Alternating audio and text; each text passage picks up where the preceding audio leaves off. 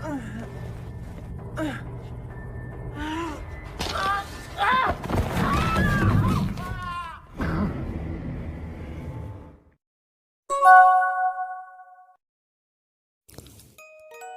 semuanya, selamat datang di channel Hegemony.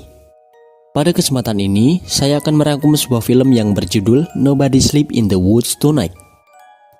Film ini menceritakan tentang sekumpulan remaja sekolah menengah yang diminta untuk datang ke perkemahan supaya mereka tidak kecanduan dengan gadget, elektronik, dan teknologi.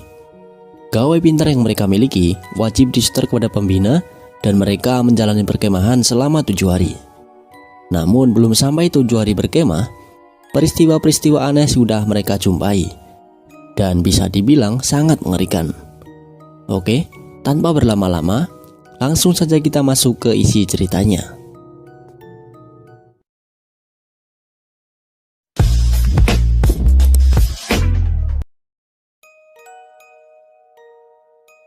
Di awal film, terlihat seorang kakek tua yang berprofesi sebagai tukang pos sedang mengayuh sepedanya ke dalam hutan. Dan beberapa saat kemudian, tukang pos tersebut telah sampai di sebuah rumah tua. Saat tukang pos tersebut mengetuk pintu rumah, tidak ada jawaban sama sekali dari pemilik rumah, melainkan hanya terlihat seorang wanita tua sedang mencuci pakaian yang dipenuhi bercak darah. Bahkan juga terlihat sisa makanan yang sudah membusuk. Tak lama setelah itu, tukang pos tersebut malah mendengar suara erangan dari samping rumah, tepatnya di ruang bawah tanah. Tukang pos tersebut kemudian mendekatinya karena merasa penasaran dengan apa yang ada di dalam sana. Dan benar saja, ternyata di dalam ruangan tersebut terdapat seseorang yang tidak bisa keluar. Tukang pos tersebut kemudian akan berusaha mencari bantuan, namun tiba-tiba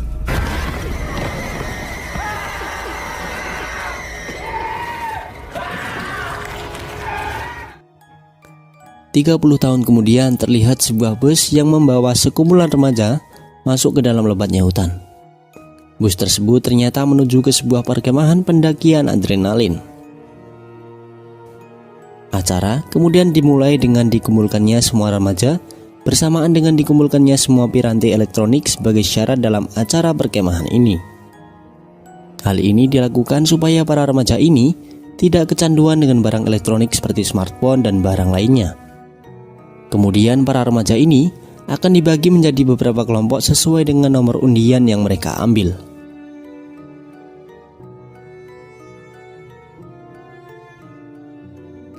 Malam telah tiba dan para remaja tersebut kini tengah melakukan makan malam sebelum keberangkatan mereka besok pagi. Tak jauh dari tempat tersebut, kita akan diperlihatkan lagi dengan sebuah rumah tua seperti di awal film yang di dalamnya terdapat seorang wanita tua menyeramkan. Wanita tersebut terlihat sedang menarik sebuah bangkai binatang yang akan dimasukkan ke dalam ruang bawah tanah. Kira-kira apa ya tujuannya? Namun saat berusaha menariknya, wanita tersebut malah terperosok jatuh ke dalamnya. Dan tidak lama setelah itu terlihat sebuah tangan menyeramkan sedang menggapai sebuah kunci yang tergeletak di dalam sana. Kemudian sosok menyeramkan itu tiba-tiba menarik bangkai hewan yang sebelumnya terjatuh. Lalu, wanita tua tadi juga tidak luput dari sasaran sosok menyeramkan.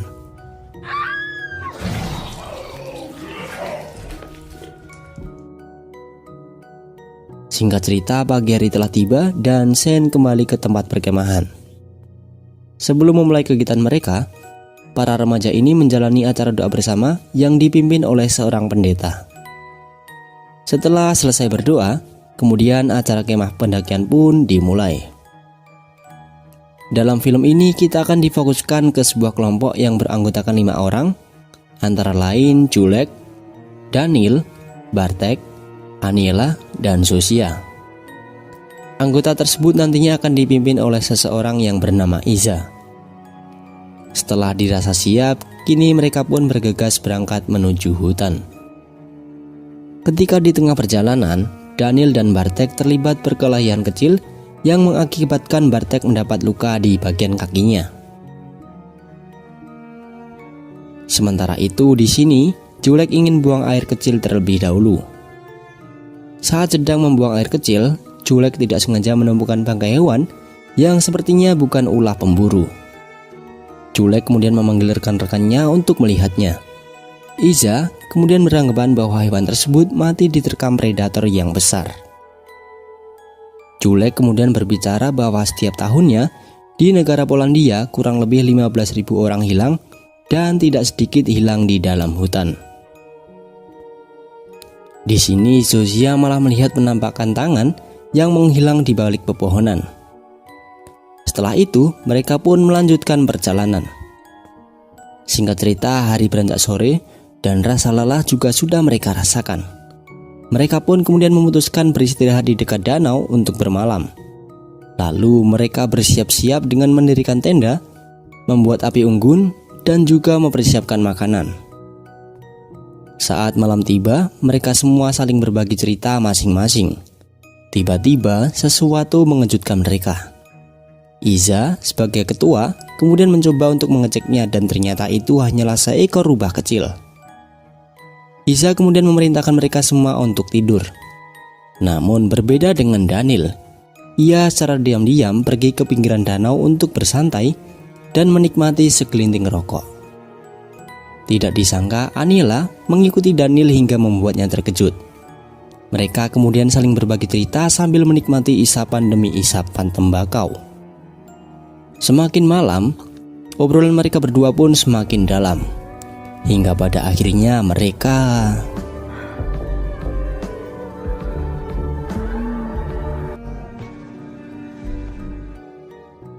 setelah dirasa cukup puas dan lelah seperti bermain bola, Aniela kemudian kembali ke tenda untuk beristirahat. Sedangkan Daniel ingin tetap bersantai di pinggiran danau sambil bermain ponsel yang ia sembunyikan sewaktu di pusat perkemahan. Tidak berselang lama, tiba-tiba ia didatangi sosok menyeramkan yang langsung meringkusnya lalu membanting-bantingkan tubuh Daniel ke sebuah batang pohon.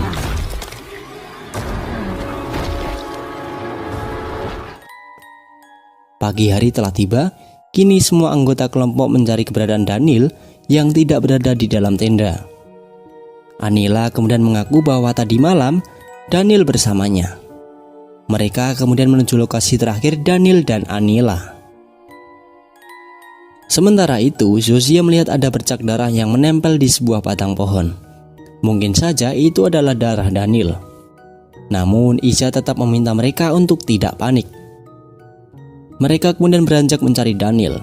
Iza, Julek, dan Zofia bergegas menuju dalam hutan. Sementara itu, Bartek dan Aniela menunggu di dekat tenda jika saja Daniel kembali. Setelah menyusuri rimbunnya pepohonan, mereka bertiga pun menemukan sebuah rumah yang sepertinya sudah tak berpenghuni. Mereka kemudian masuk ke dalam rumah tersebut dan banyak sekali hewan kecil ditemukan sudah membusuk. Saat berada di dalam rumah tersebut, mereka mendengar suara aneh yang berasal dari ruang bawah tanah. Mereka kemudian membuka ruangan itu lalu memasukinya. Setelah sampai di bawah, Zofia dan Iza melihat mayat Daniel yang mereka cari selama ini. Mereka begitu syok melihatnya. Ditambah lagi, Julek mendengar kedatangan seseorang yang mana adalah sosok yang begitu menyeramkan. Mereka bertiga pun akhirnya bersembunyi dalam ruangan tersebut. Namun sayangnya, raksasa itu sudah berhasil mengetahuinya. Mereka kemudian mencoba kabur lewat ventilasi udara. Tetapi Iza malah mengurungkan tindakannya karena terfokus pada ponsel milik Daniel. Julek dan Zofia akhirnya berhasil keluar dan Iza menghadapi raksasa tersebut seorang diri. Tiba-tiba Iza tewas dengan kepala yang sudah terpenggal. Julek dan Zofia kemudian melarikan diri dari raksasa tersebut. Zofia mempunyai rencana untuk mengambil kembali ponsel milik Daniel. Namun Julek menolaknya. Di sisi lain, Bartek dan Aniela menunggu kedatangan Daniel sambil bercerita. Akan tetapi di tengah obrolan mereka, ternyata Aniela sudah tewas ditusuk batang kayu oleh raksasa yang berbeda. Berarti selama ini sosok mengerikan itu berjumlah 2 orang. Bartek yang ketakutan kemudian lari menuju hutan. Beberapa saat kemudian, Bartek ternyata menemukan sebuah gereja tua yang di dalamnya ada seorang pendeta. Bartek kemudian bercerita akan hal yang terjadi. Pendeta tersebut kemudian memberitahu bahwa tidak ada sinyal untuk menghubungi polisi. Tak lama kemudian tiba-tiba telepon berdering. Akan tetapi Bartek malah dipukul oleh pendeta tersebut. Hal itu dikarenakan Bartek memiliki riwayat buruk pada tahun sebelumnya saat berkemah di tempat ini. Tidak lama kemudian terdengar suara berisik dari luar gereja. Pendeta tersebut kemudian keluar untuk melihat apa yang terjadi. Ternyata suara tersebut berasal dari mesin penghancur kayu yang terletak di luar gereja. Saat pendeta itu mendekatinya, ia tidak melihat seseorang yang menyalakan mesin tersebut. Tetapi saat ia melihat ke belakang, tiba-tiba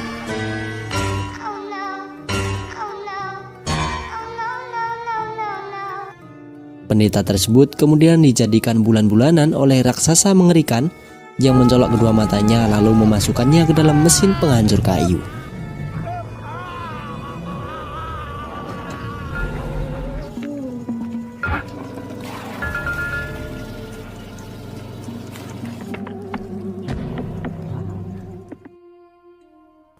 Di sisi lain, ternyata Bartek berhasil melepaskan ikatan pada tangannya, lalu bersembunyi setelah melihat raksasa mengerikan datang mendekatinya. Walau sudah bersembunyi, ternyata indera penciuman raksasa itu bisa dibilang cukup bagus. Raksasa tersebut kemudian menemukan tempat persembunyian Bartek. Julek dan Zosia yang pergi mencari bantuan akhirnya menemukan sebuah rumah yang berada di dalam hutan. Mereka berdua kemudian diperkenankan masuk ke dalam rumah oleh kakek tua si pemilik rumah. Kemudian Julek dan Zosia menceritakan apa yang terjadi menimpa mereka. Kakek tua tersebut kemudian membalas cerita mereka berdua dengan memperlihatkan kedua kakinya yang sudah hilang saat melawan para raksasa mengerikan itu. Ternyata kakek ini adalah tukang pos yang 30 tahun lalu diserang para raksasa itu. Julek dan Zosia baru menyadari bahwa raksasa tersebut berjumlah 2 orang. Kakek tersebut kemudian menceritakan hal yang sebenarnya. Ternyata pada zaman dahulu, di daerah ini terdapat sebuah keluarga yang terdiri dari seorang ibu dan 2 anak kembar. Awalnya keluarga tersebut sangat bahagia dan saling mencintai. Tetapi pada suatu sore, kedua anak tersebut malah melihat meteor yang meledak dan jatuh tak jauh dari rumah tersebut. Kedua anak itu kemudian datang menghampirinya, lalu membawa pulang batu tersebut dan menyimpannya di kolong tempat tidur. Hingga pada suatu malam, batu tersebut pecah dan mengeluarkan cairan hitam yang kemudian merasuki tubuh mereka berdua.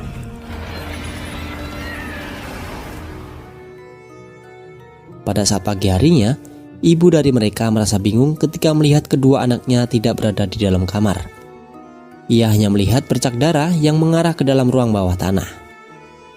Saat mencoba melihatnya, dirinya terkejut setelah melihat kedua anaknya sudah menjadi monster dan memakan anjing peliharaan mereka hidup-hidup.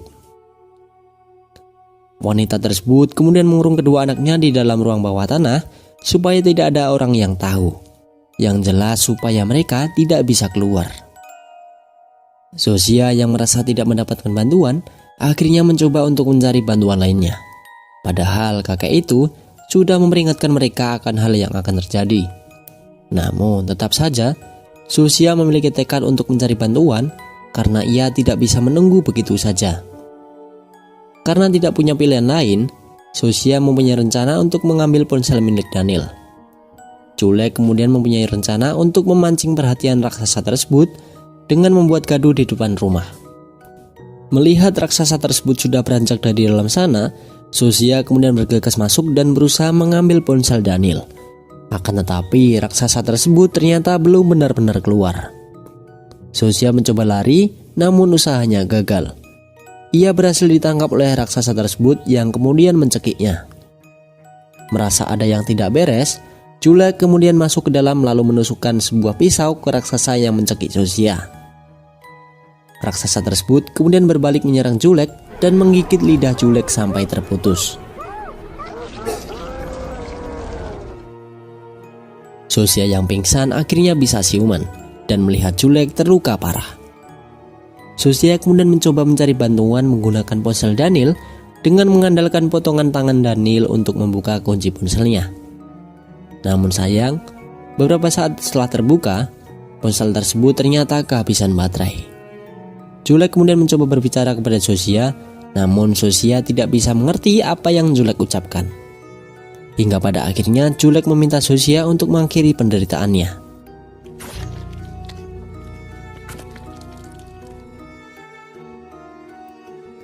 Dengan berbekal pisau, Sosia akhirnya bisa melepaskan borgol di kakinya. Awalnya Sosia ingin melarikan diri, namun ia tiba-tiba berbalik arah dan mengambil sebuah golok yang mana akan digunakan untuk membalaskan dendam teman-temannya yang sudah tewas.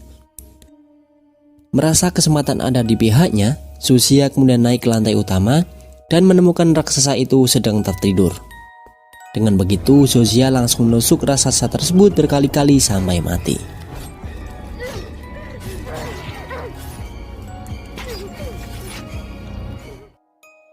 Setelah dirasa cukup, Sosia kemudian melarikan diri mencari bantuan. Di sisi lain, di rumah kakek tua, terdengar suara aneh dari luar, dan terlihat ada seseorang yang mencoba masuk hingga membuat kakek itu merasakan bahaya akan terjadi menimpanya. Kakek tersebut kemudian bersiap-siap untuk menembak menggunakan senapan dan setelah dilihat ternyata bukan sang raksasa yang ia temukan.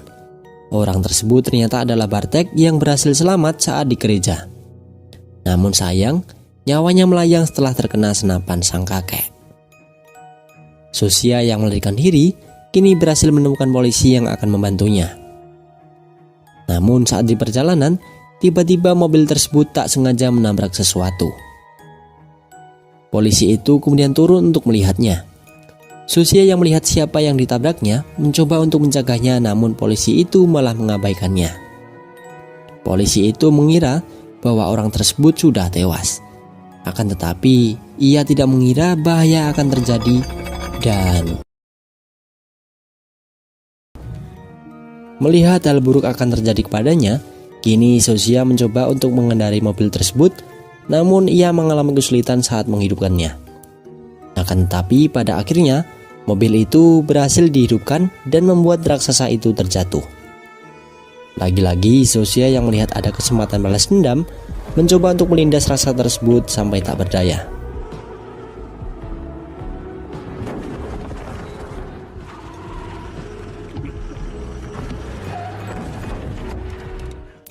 Sampai pada akhirnya Sosia berhasil melarikan diri menggunakan mobil yang dikendarainya.